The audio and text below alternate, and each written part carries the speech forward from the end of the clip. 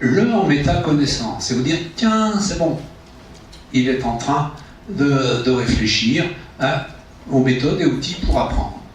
Ou du moins, il est en train de mettre en œuvre son système 3. Alors là encore, c'est un article assez ancien, c'est pas la peine de chercher le livre, par contre, vous l'avez sur mon site. Alors, le premier point, l'élève va expliciter ses processus ou ses états mentaux. Là, on est en résolution de problème, il va dire j'écris 2 zéros après la virgule, ça c'est de la cognition, c'est tout. Allez, mets 2 zéros après la virgule, mais voilà. C'est de la cognition.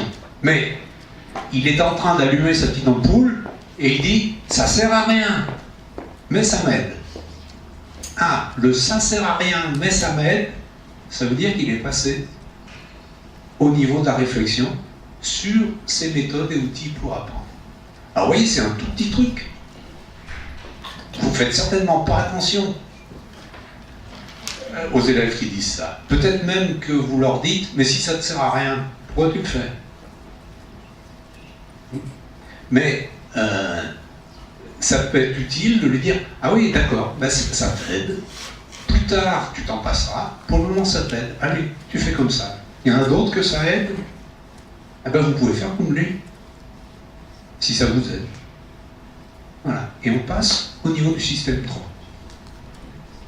Je ne sais jamais combien font 7 et 8. Voilà. 7 fois 8, pardon. C'est mes connaissances, je ne sais jamais. Il y en a d'autres qui ne savent jamais combien font 7 fois 8. Ah, il y en a qui ont eu des difficultés quand ils étaient au CE2 sur 7 fois 8. Comment ils ont mémorisé, hop, ça peut vous servir, etc.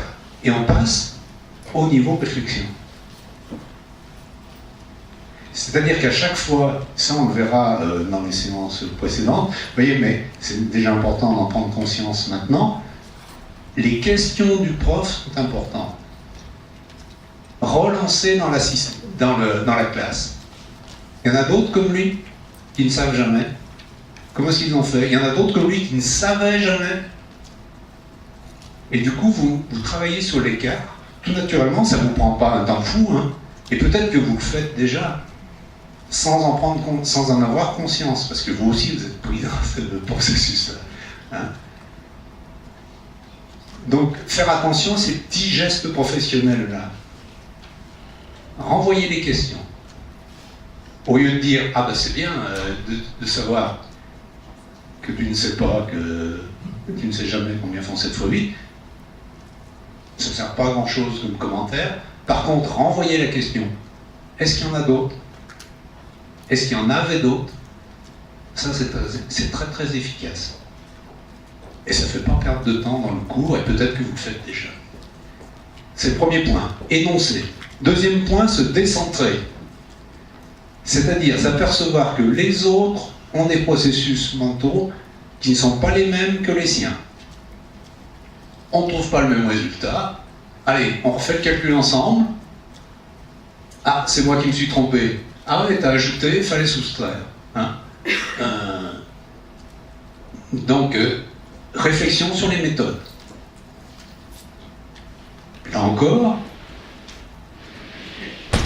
l'enseignant peut dire tout simplement « Oui, ben c'est bien comme ça ». Et il en reste, en gros, au système 1. L'enseignant peut dire « Est-ce qu'il y en a d'autres qui avaient ajouté alors qu'il fallait soustraire? Qu'est-ce qui vous a fait tromper? À quoi il faut faire attention ?» Et hop, on déclenche, tout simplement, par ce genre de questions, la petite ampoule sur la réflexion sur méthode et outils pour apprendre. Alors, encore une fois, peut-être que vous le faites de temps en temps, sans vous en apercevoir. Essayez de vous surveiller. Essayez de vous dire, tiens, est-ce que je pourrais pas renvoyer la question, plutôt que de tout de suite donner mon jugement en disant c'est bien ou ça ne va pas. Renvoyer la question. Est-ce qu'il y en a d'autres qui ont fait cette erreur-là? Qu'est-ce qui vous a fait tromper dans mon énoncé? Tout simplement. Donc ça, c'est au niveau de la personne. Au niveau de la tâche. Donc au niveau de la tâche, c'est ce qui est à faire. Dans cette tâche-là, C'est pas en général à l'école ou au collège, c'est pas en général en histoire et géographie, ou en mathématiques ou en anglais, c'est sur cette tâche-là d'histoire-géographie, de mathématiques ou d'anglais. Qu'est-ce qui est à faire? Donc, identifier ce qui est implicite, ce qui n'est pas dit dans l'énoncé, mais qui est pourtant important. Si Marie achète un vêtement à 5,48, qu'il lui reste 26, on peut croire que c'est une soustraction parce qu'il reste. Problème classique, c'est un problème de sixième. Mais quand on regarde bien le texte, on s'aperçoit qu'il faut faire une addition, je ne sais plus quel était c'était combien elle avait d'argent au départ. Voilà.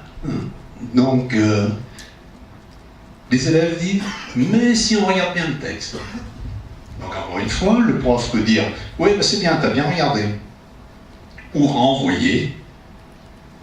Qui est-ce qui pense que c'est une soustraction? Qu'est-ce qui vous a fait dire que c'est le mot reste? Mais attention, etc. Référenciation. À quoi ressemble cette tâche? Donc, on est dans les habitudes. On évite de passer par... de privilégier les habitudes. Tu me dis qu'il faut ajouter un, mais c'est faux. Rappelle-toi, avec la prof, on avait fait un problème pareil. Même question, le prof peut dire tout simplement « Ah, c'est bien, tu t'es aperçu que... » Ou dire aux élèves « Qu'est-ce qu'on a fait comme tâche qui ressemble? Qu'est-ce qui est différent aujourd'hui? À quoi est-ce que vous devez faire attention ?» Et on passe, pour tous les élèves, au niveau de la petite ampoule. Encore une fois, je ne dois pas vous surprendre, c'est pas quelque chose de révolutionnaire. C'est quelque chose que vous faites peut-être, mais qu'il est intéressant de systématiser. Et en tout cas, vous pouvez repérer du côté de vos élèves, quand ils disent des choses comme ça, c'est qu'ils sont en train de passer au niveau de la petite ampoule, au niveau de la cognition, de la réflexion sur méthode et outils pour apprendre. Dernier élément, donc les métaconnaissances sur les stratégies, les outils à mettre en place. Et ces métaconnaissances passent par l'anticipation, l'adaptation, l'appréciation. Anticipation, le sujet planifie ce qu'il va faire. Tu traces ton rectangle, après tu trouves le milieu, alors tu pourras facilement tracer, etc. Un demi-cercle. On était dans un exercice de géométrie, tracer un demi-cercle au-dessus d'un rectangle. Plus difficile à atteindre. Quel est le levier pour l'enseignant? Le levier pour l'enseignant, c'est de dire vous ne vous lancez pas tout de suite dans la tâche. Vous réfléchissez. Vous essayez de vous faire une image en tête de ce à quoi ça va ressembler à la fin. Qui est-ce qui peut expliquer? Comment est-ce qu'il va s'y prendre? Et on y va. Si vous ne faites pas ça, ils se lancent tous dans la tâche. Vous arrêtez, au mieux, vous arrêtez, vous dites « Attendez, je vous répète ce qui était à faire, etc. etc. » Alors que vous pouvez leur permettre d'anticiper, et vous, ça anticipe aussi votre travail. Parce que plus vous anticipez, plus vous leur permettez d'anticiper, moins ils se trompent, et moins vous avez de travail de correction et de reprise derrière. C'est ça le truc. Il faut se dire que ces petits gestes professionnels-là, qui ne sont pas très compliqués à mettre en place apparemment, en fait c'est très compliqué à mettre en place, parce qu'on n'a pas l'habitude. Mais une fois qu'on a pris le coup, ça va tout seul. Ça ne fait pas perdre de temps, c'est simplement une autre manière de travailler. Ces petits gestes professionnels-là, ils vont vous permettre d'être plus efficace et de gagner du temps sur la correction. Si vous êtes en train de vous dire, bon, il est bien gentil celui-là, mais il est loin des pratiques de classe, on n'a pas le temps de faire tout ça, notez combien de temps vous passez à corriger, à reprendre le travail. C'est énorme. Si vous anticipez, vous gagnez sur ce temps-là. Donc ça vaut le coup. Essayez d'imaginer c'est pas des élèves, c'est une production. On est dans la plasturgie, c'est une production d'objets en plastique. S'il y a plein d'erreurs à la fin parce qu'on n'a pas anticipé le réglage de la machine, vous allez soit être viré, soit votre entreprise va fermer si tout le monde fait comme ça. En tout cas, il y a quelque chose qui ne va pas fonctionner. Vous saurez toujours à travailler par correction. À vous dire, non, il n'y a pas assez de pression, donc je change le réglage de la pression. Puis après, on s'est aperçu qu'il n'y a pas assez de température, donc je change la température, je baisse la pression, etc. Et on produit de l'échec, et ni vous ni l'entreprise ne peuvent continuer. Dans une entreprise, on essaye de jamais travailler en correction, mais toujours travailler en anticipation et en régulation. J'anticipe, je corrige au fur et à mesure, pour qu'à la fin, il y ait le moins de produits défectueux possible. Nous, on devrait faire pareil dans l'enseignement.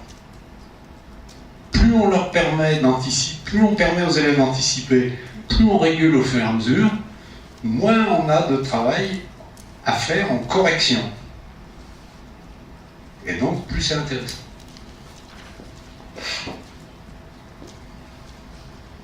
Donc ça, c'est l'anticipation. Vous avez compris, depuis le début, pour moi, c'est la clé. Pour moi, c'est la clé. Le reste, ça découle. Si on ne peut pas anticiper, tout le reste n'arrive pas à s'enclencher. L'adaptation. Le sujet, donc l'élève, dit comment il ajuste ses procédures. Voilà, j'ai trouvé quelque chose de juste. Maintenant, il faut que je trouve la phrase qui, etc. Je me suis trompé, je vais refaire seul, tu vas me surveiller pour dire si c'est juste.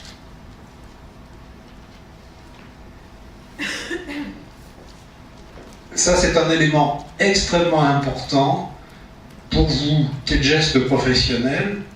Au cours de l'activité, on fait une petite pause, soit toute la classe, soit dans le petit groupe, soit élève par élève. Où est-ce que tu en es ? Comment tu as avancé ? Tu es sûr d'aller dans la bonne direction, etc. Et puis l'appréciation, l'élève évalue, justifie la pertinence de ce qu'il a fait. Tu as écrit une réponse plus longue que la mienne, mais on voit que ça veut dire la même chose, donc on ajuste tous les deux. Et ça, c'est quelque chose d'extrêmement important aussi, sur lequel vous pouvez jouer assez facilement. L'élève propose une réponse. Qu'est-ce qu'il faut inhiber si vous mettez en place votre système 3 de prof? Il faut inhiber l'envie de dire c'est juste ou c'est faux. Parce que nous aussi, on a un système 3 en tant qu'enseignant. Donc, on déclenche le système 3, on s'empêche de dire c'est juste, c'est faux. Et du coup, on met en place le système 2, qui est plus lent, mais qui est plus logique. Et qu'est-ce qu'on va demander? Qui pense avoir juste, qui pense avoir faux. Et du coup, on leur permet, eux aussi, d'enclencher leur système 2 de réflexion. Vous voyez, c'est des petits gestes, encore une fois, je me répète, mais c'est un de mes messages importants pendant ces 3 séances. Ça passe à travers de petits gestes, de rien du tout, qui durent 20 secondes, même pas. Parfois moins d'1 seconde, c'est ce qu'on remarque nous dans nos analyses de vidéos. Mais qui sont cognitivement, pour vous, très exigeants au début, si vous ne le faites pas. S'interdire de dire c'est juste, c'est faux, pour un prof, ça dépense une énergie folle. Au début. Après, ça va tout seul, mais au début. Mais pensez à relancer la question. Les enseignants donc, du Léa et Vacodis, avec qui on a travaillé, ils ont vraiment forcé pour arriver à faire ça. Mais après, ils étaient vraiment ravis du résultat. Et puis, c'était passé dans leurs habitudes. Donc on était sur les flèches rouges de tout à l'heure. Hein, ça allait tout seul. Voilà, ils avaient changé d'habitude de travail. Ils avaient vu que c'était mieux. Donc les affects étaient valorisés aussi. Donc c'était parfait.